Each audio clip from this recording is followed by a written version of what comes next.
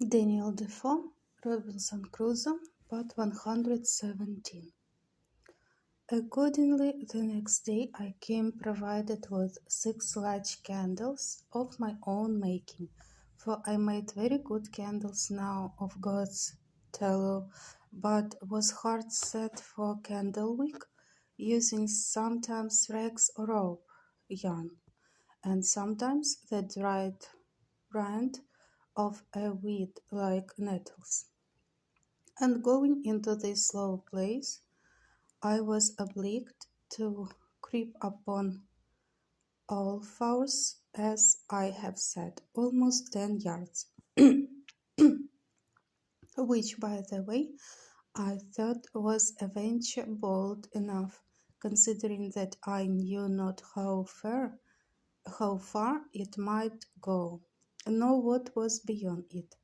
When I had got through the strait, I found the roof rose higher up, I believe,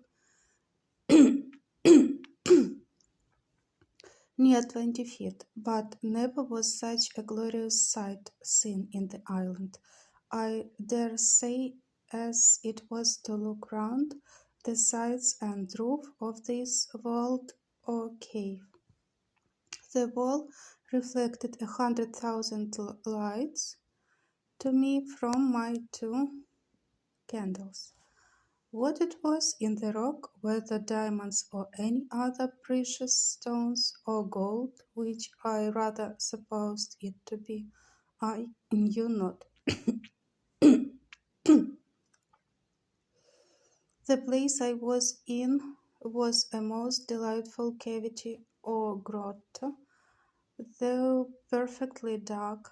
The floor was dry and level, and had a sort of a small loose graven upon it, so that there was no noxious or venomous creature to be seen, neither was there any damp or wet on the sides of or roof. The only difficulty in it was the entrance, which, however, as it was a place of security and such a retreat as I wanted, I thought was a convenience, so that I was really rejoiced at the discovery and resolved, without any delay, to bring some of those things which I was most anxious about to this place. Particularly, I resolved to bring high my magazine of powder and all my spare arms, with 2 falling pieces, for I had 3 in all, and 3 muskets.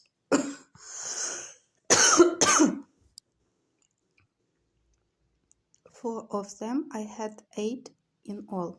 So I kept in my castle only 5, which stood ready mounted like pieces of cannon on my utmost fence, and were ready also to take out upon any expedition. Upon this occasion of removing my ammunition, I happened to open the barrel of powder which I took up out of the sea, and which had been wet, and I found that the water had penetrated about 3 or 4 inches into the powder on every side, which, caking and growing hard, had preserved the inside like a kernel in the shell, so that I had near 60 pounds of very good powder in the center of the cask. This was a very agreeable discovery to me at that time, so I carried all away thither, never keeping above 2 or 3 pounds of powder with me in my castle, for fear of a surprise of any kind. I also carried thither all the lead I had left for bullets. I fancied myself now like one of the ancient giants who were said to live in caves and holes in the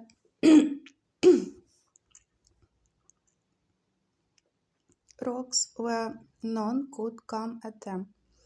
For I persuaded myself while I was here that if 500 savages were to hunt me, they could never find me out, or if they did, they would not venture to attack me here. The old god whom I found expiring died in the mouth of the cave the next day after I made this discovery, and I found it much easier to dig a great hole there and throw him in and cover him with earth than to drag him out. So I interred him there to prevent offense to my house, maybe house.